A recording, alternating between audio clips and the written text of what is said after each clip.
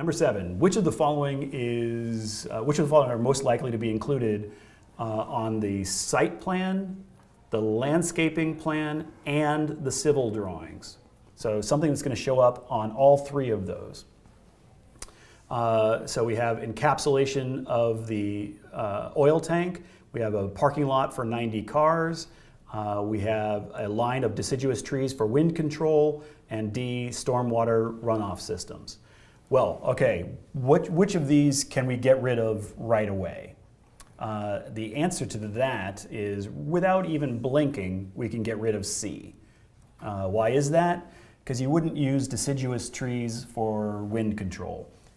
You would use coniferous trees for wind control. Deciduous trees are going to lose their leaves in the winter, which is when you're most likely to need wind control.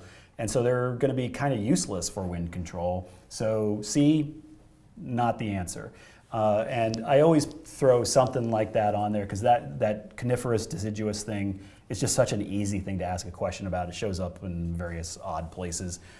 So just know that pine trees, coniferous trees, keep their needles, keep their leaves all year, and therefore are great for wind control. Deciduous trees which get their leaves during the spring and keep them all through the summer and then lose them in the fall are no good for wind control, but are great for shading because when do you want the shade? Well, in the middle of summer, and that's when they have the leaves. So useful for shading are the deciduous trees. Useful for wind control are the coniferous trees. So we're down to 3 of them. Encapsulation details of the oil tank, parking lot for 90 cars, stormwater runoff.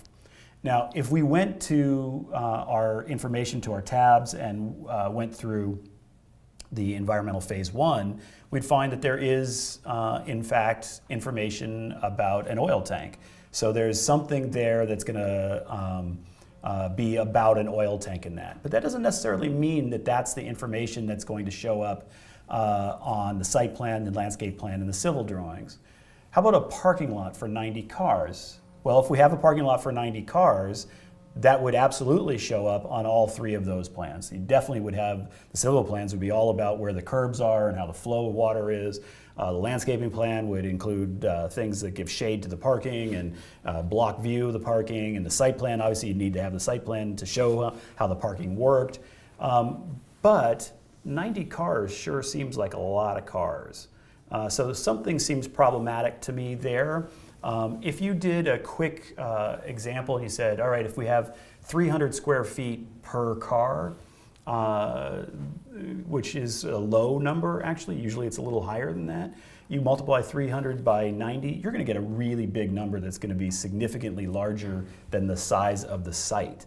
And nothing anywhere talked about multiple parking decks or anything like that. So even though that is a plausible answer, the 90 just doesn't sound reasonable.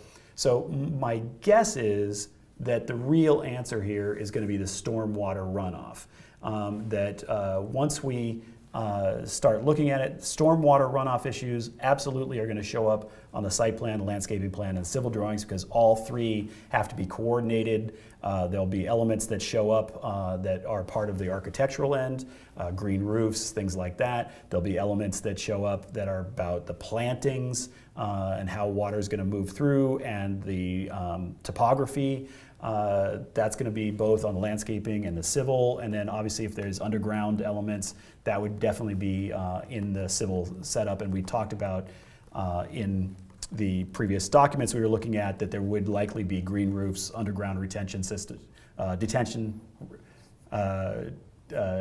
systems, and bioswales and all of that. So all 3 of those are definitely going to show stormwater runoff systems. So my guess is answer D. But let's just take a quick check on the 90 cars.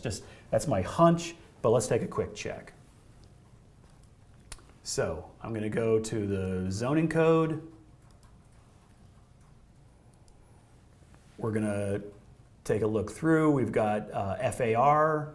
We've got some floor area ratio stuff and some setbacks, maximum building height. Now we've got parking and off-street parking requirements.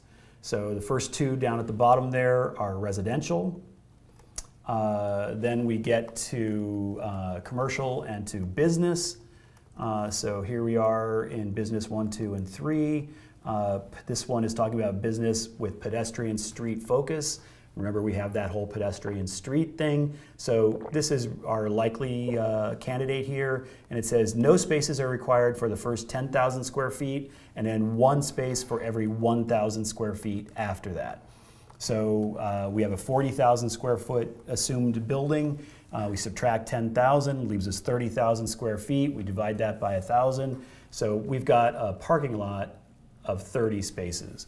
Now, things might change a little bit. We might go a little bit larger in our building. We might go a little bit smaller in our building. But that means we're going to go from 30 to 31 or 30 to 28 or something like that. We're not going to jump to 90 unless it's said in the program, wow, the client really wants to have a lot of parking. And it doesn't say that. So we can assume when we go back that 90 cars is just not believable, and therefore the best answer here is D.